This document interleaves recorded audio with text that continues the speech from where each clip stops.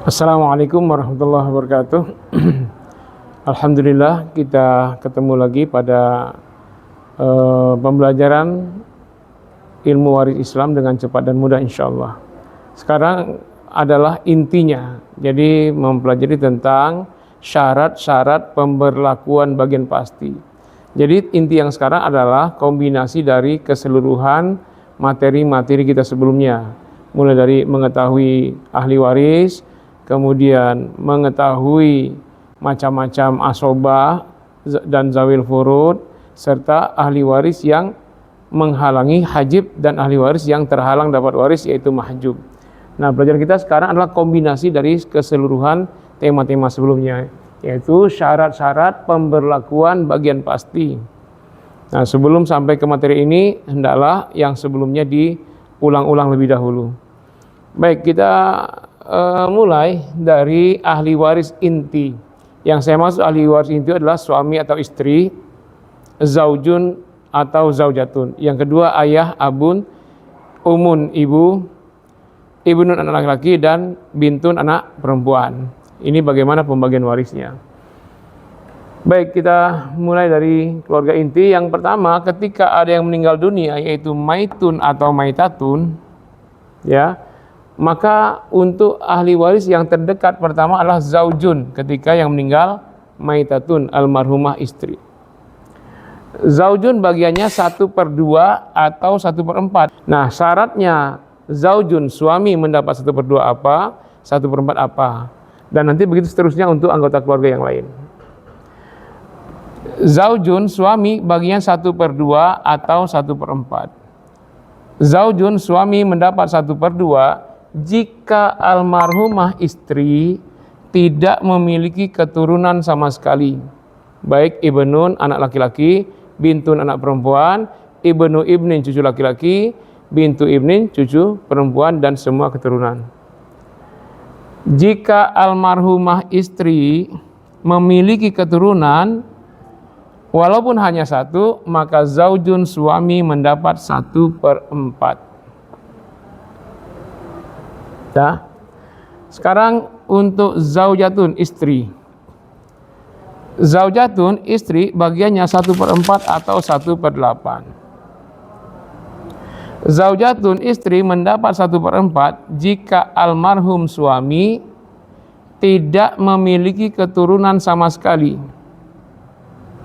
Jika almarhum suami memiliki keturunan walaupun hanya 1, maka zaujatun, istri, mendapat 1/8.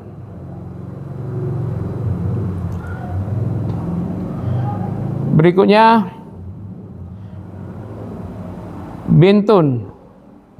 Bintun anak perempuan. Bintun anak perempuan bagiannya 2/3 atau 1/2 atau asobah bil ghair. Bintun anak perempuan mendapat 2/3 jika berjumlah 2 orang atau lebih. Jika hanya 1 orang, maka bintun anak perempuan mendapat 1/2. Baik 2/3 maupun 1/2, syaratnya tidak boleh ada ibnun anak laki-laki. Mengapa? Karena jika ada ibnun anak laki-laki, maka bintun anak perempuan tidak mendapat 2/3 atau 1/2, tetapi menjadi asobah bil ghair. Asobah bersama ibnun anak laki-laki.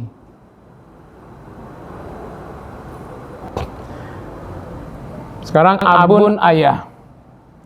Abun ayah bagiannya 1/6 atau 1/6 plus baki ini sisa, 1/6 plus sisa, atau asobah binafsihi. Abun ayah mendapat 1/6 jika almarhum atau almarhumah memiliki keturunan laki-laki, baik ibnun anak laki-laki maupun ibnu ibnin cucu laki-laki dari anak laki-laki. Jika almarhum atau almarhumah hanya memiliki keturunan perempuan, tidak memiliki keturunan laki-laki, maka abun ayah mendapat 1/6 plus sisa. Jika almarhum atau almarhumah tidak memiliki keturunan sama sekali, maka abun ayah menjadi asobah binafsihi. Oke. Sekarang umun ibu. Umun ibu bagiannya 1/3 atau 1/6. Umun ibu mendapat 1/3 jika almarhum atau almarhumah tidak memiliki keturunan sama sekali. Jika almarhum atau almarhumah memiliki keturunan walaupun hanya 1, maka umun ibu mendapat 1/6. Nah, inilah ketentuan syarat-syarat pemberlakuan bagian pasti. Yang pertama terkait dengan keluarga inti tadi ya, terkait dengan suami istri, ayah, ibu, anak laki dan anak perempuan. Sekarang kita ambil contoh. Sebelum kita mencontoh, kita cari dulu dalam kaitan penghitungan yaitu KPK. Nah, untuk menentukan KPK secara mudah, ya gampang, kita jadikan patokannya zawil furud dalam ilmu waris. Zawil furud ada 6, 2/3 atau 1/2 atau 1/3 atau 1/6 atau 1/4 dan 1/8. Maka angka-angka di bawah inilah KPK-nya. Ada 3, 2, 3, 4, 6, 8. Ini KPK nih. Jadi KPK-nya berapa? 2, 3, 4, 6, 8. Nah, KPK dalam ilmu waris 2, 3, 4, 6, 8. Tambah 2 lagi, 12 dan 24. KPK tidak akan keluar dari situ. Ya, itu cara mudahnya. Nanti ada ketentuan yang penting namanya nisabul arba'. An-nisabul arba' itu kita akan bahas pada pertemuan berikutnya. Nah, untuk rumus bagian ahli waris masing-masing kita menggunakan rumus yaitu JH dibagi TS sama dengan N bagi kali S. JH adalah jumlah harta, TS total saham, S saham. Kalau N di sini adalah hasil bagi dari JH bagi TS sama dengan N. Kita ambil contoh satu ya, atau nanti kalau bisa ada waktu 2 deh. Yang pertama, misalnya ada seorang suami meninggal dunia. Ahli warisnya istri dan 1 orang anak laki-laki. Harta waris berjumlah 180 juta. Maka cara menyelesaikannya kita mulai dari siapa ahli waris. Yang meninggal suami kan, ahli warisnya istri dan anak laki-laki. Nah, sekarang istri bahasa Arabnya zaujatun, anak laki-laki ibnun. Nah, sekarang berapa bagian istri? Kalau yang meninggal suami, ini bagian istri itu 1/4 atau 1/8. Berapa? Kalau kondisinya ada anak laki-laki, tadi ketentuan pertama, zaujatun istri mendapat 1/4 atau 1/8. Zaujatun istri mendapat 1/4 jika almarhum suami tidak memiliki keturunan sama sekali. Itu 1/4. Kita lihat di sini, oh ada keturunan, berarti bukan 1/4. Jika almarhum suami memiliki keturunan walaupun hanya 1, maka zaujatun istri mendapat 1/8. Oh berarti ada anak nih, berarti istri mendapat 1/8. Sudah, berarti sisa anak laki-laki. Anak laki-laki bagiannya asobah, nggak usah dicari ya, karena udah ketentuannya asobah. Zawil furud kita kan 2/3, 1/2, 1/3, 1/4, 1/6 dan 1/8. Berarti KPK itu angka di bawah ini 2, 3, 4, 6, 8. Ya. 2, 3, 4, 6, 8, 12 dan 24. Nah, kita cari dari angka ini mana yang bisa dibagi dengan ini bawah ini 8. Mana angka di sini?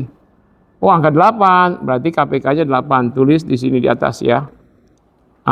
Cuman agak sempit di sini. Kita bikin KPK 8. Lalu berapa saham? Nah ini saham, nyari saham istri berapa? 8 bagi 8 kali 1. 8 bagi 8? 1. 1 kali 1? 1. Nah ini saham namanya, saham istri 1. Sudah diambil istri 1, KPK 8. Berapa sisanya? 8 kurang 1, 7. Nah inilah bagian istri 1, anak laki-laki, ain. Ini asobah. Sisanya 7. Berarti saham istri 1, saham anak laki-laki itu 7.